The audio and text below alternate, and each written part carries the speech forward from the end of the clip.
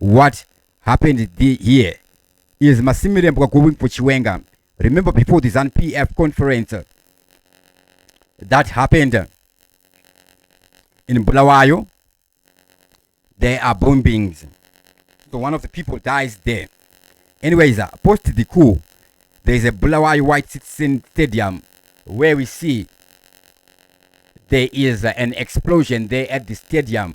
So a lot of people did fail to decipher what was happening there on that video. I did do it, and then I did remove the video there because the information was very, very sensitive. It was very, very clear. Right now, with my experience, I understand that it is very possible such that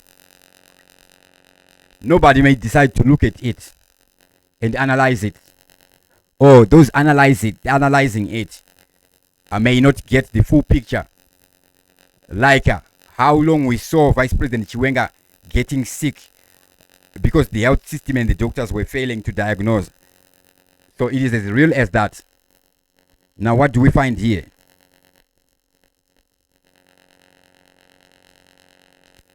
ZANU-PF Harare Provincial Chairperson Goodwillis Masimirembwa is not yet done with Vice President Konstantino Chiwenga, and this time he wants him to account for the death of his aide, who his supporters allegedly killed.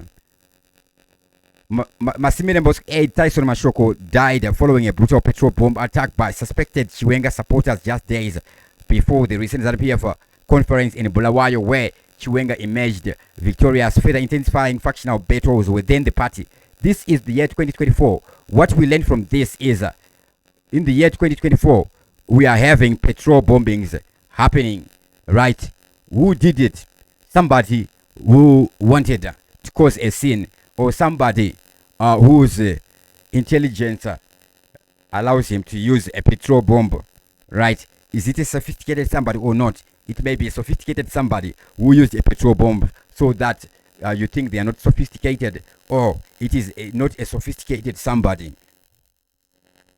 The petrol bomb destroyed property while the guard was manning the premises, sustained severe burns as a result of the attack. He was admitted to the hospital where he died on Friday morning. His body was on Saturday taken to his royal home in Masvingo for burial on Sunday.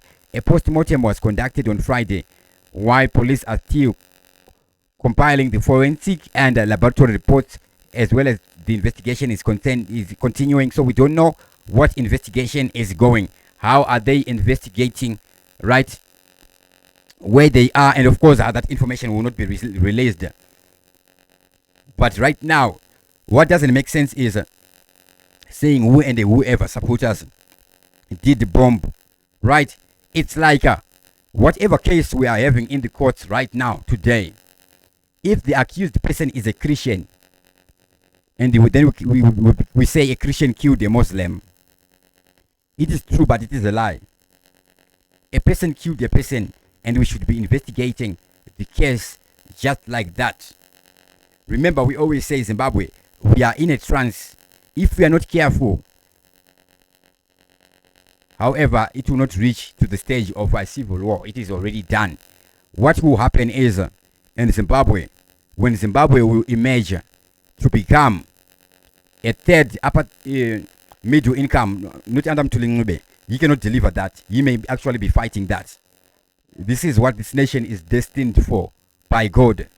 When a people get educated to a certain level, those who are working, when institutions are functioning, automatically they become a middle class. We have bankers and insurance companies coming in. People are able to buy homes. So that is inevitable. The time is now. The time is now. And by the end of 7 years, we will see that being fruitful. Fellow Zimbabweans, Zimbabwe will be at another level. We will always have the poor among us. We will always have the uneducated among us. With that, I do sign out. Dr. Clarence is the name. Now you, what do you want to be? If you don't like anything about yourself, change something about it. Send your children to school. Indoctrinate them with positive messages. indoctrinate them with who you want them to become. Don't let them conform to the streets. The streets remain the same from the days of B.I.G. and the days of Tupac. There's always been crab mentality. There's always been a ghettoized mentality. There's always been a certain type of mindset. There's always been stereotypes. Those things were experienced. At least be grateful that you have gotten a chance to get this reminder.